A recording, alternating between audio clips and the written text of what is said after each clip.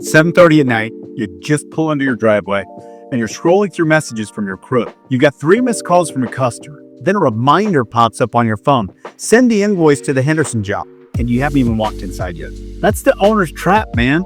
And almost every trade owner under $1 million a year is stuck right inside of it. Most guys think the way out is putting in more time or hiring help. So they put in another tech in the field. 6 months later, they're more stressed out than when they started. That's because they're skipping 3 key steps.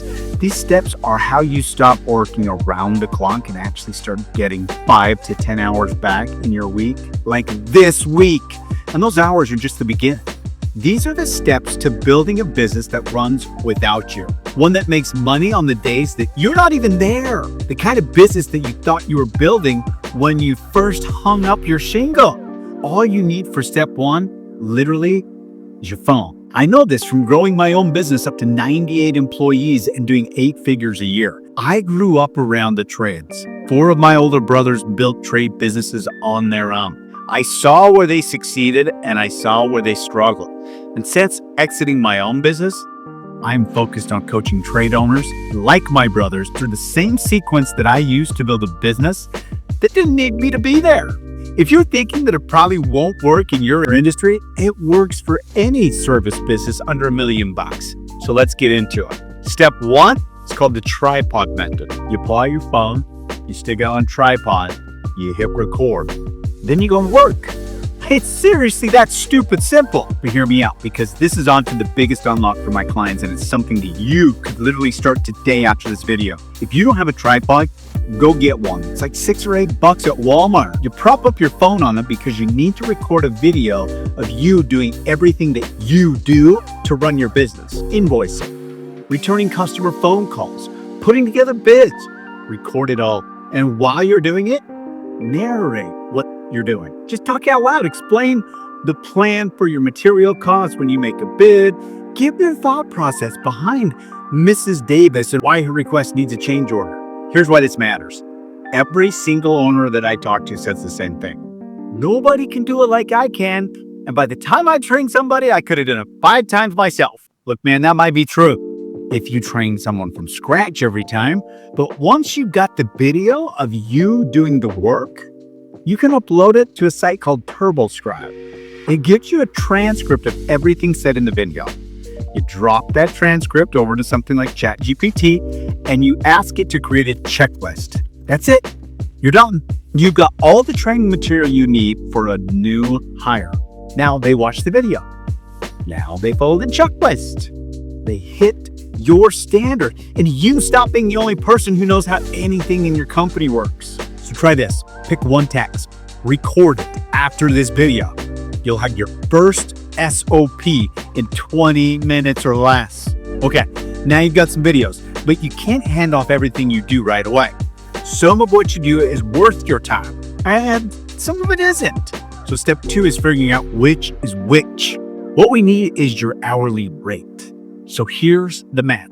Take your annual gross profit and divide it by 2,080. That's 40 hours a week, 52 weeks a year. That gives you your approximate hourly rate. If your business did $250,000 in gross margin, divide that by 2,080 and you get an hourly rate of about $120.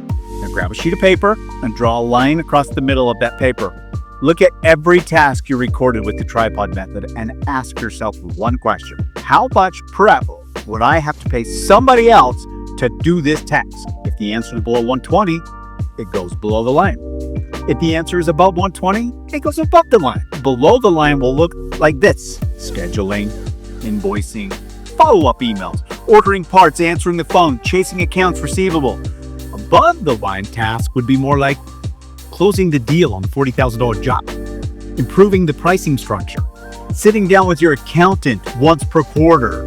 Look, here's what most owners don't realize when they do this. They're spending half their week on tasks. They pay somebody $25 an hour that could do sometimes better than them. It's a painful realization, but let me give you an example. I was meeting with one of my clients, Sarah, and she told me what she did over the weekend. She said, I was at the office Saturday cleaning and whoa, wait. I had to cut her off. how long were you cleaning your office on this Saturday? She said, I don't know, like 4 or 5 hours. So I ran her through that same math we just did. Your annual gross profit divided by 28 equals, for her, $400 an hour. She just now fell out the back of her chair.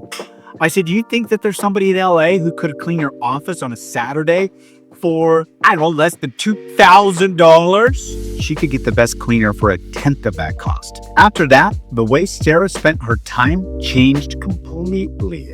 She made damn sure that she was getting at least $400 an hour value out of her time. Or it was delegate or non-per-play. She refused to do it. Within a year of that conversation, she sold her business for millions of dollars. That's why you need to know what your time is worth. It's that important. So step 1 gave you the training material. Step 2 shows you what to hand off. Step 3 is the order for handing things off. Now pay attention. If you get this wrong, you can easily burn 6 months and tens, if not hundreds of thousands of dollars. And unfortunately, this does go wrong for a lot of owners. When the pressure gets bad enough, they hire the person they are most comfortable with. Another tradesman. Electrician hires another electrician. Plumber hires another plumber. Why? Because it's someone that they can talk to, they can relate to, they can find them out. Someone who speaks their language. They figure if there's another set of hands in the field, the pressure comes off of them. But the pressure doesn't come off because they're still the one doing the invoicing. They're still doing the scheduling. They're picking up the phones. They're doing the follow-ups. Adding another guy literally creates more of that work and that pressure. So there's an exact sequence or an order for getting stuff off of your plate. I call it the Delegation Priority Pyramid. There's 6 levels and you build from the bottom up just like you start building a house with the foundation. Level 1 is admin and back office. Think scheduling, invoicing, email, the paperwork. Level 2, delivery and fulfillment. This is like the work in the field of getting the job done, delivering what the customer gets. Level 3, customer success. This is like the after job follow-up stuff, handling complaints, customer service, getting reviews. Level 4, marketing. This is getting leads and steady job flow coming in, the demand for your business. Level 5, sales. It's turning those opportunities into paying customers. Level 6, the top. That's leadership, management, business strategy. You start at the bottom with the admin in the back office, and you do that for 3 reasons. First, that's where the biggest time leak generally lives. Admin eats 5, 10, sometimes 15 hours of an owner's work week. Imagine what you could do with an extra 10 or 15 hours a week. Number 2, this is the cheapest time to replace. A part-time admin worker takes all of it for sometimes 20, 15, 25 bucks an hour. Number 3, it's the lowest risk. If your admin misses a calendar invite, you can fix it. But if your tech in the field does shitty work and leaves a mess, that's an expensive callback. That's a damaged reputation. So level 1 is first for a reason. You hand off admin work and now you've got back 5 or 10 hours and you use that time to start improving and building into level 2. Each level frees up more time and more capacity for the one that comes next.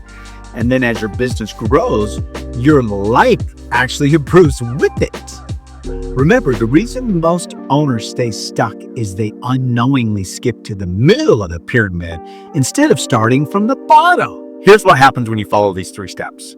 Number 1, you stop answering the phone on Sunday. Number 2, you take a week off to go on a trip with your family, knowing the business will keep running while you're gone. You start taking better care of yourself.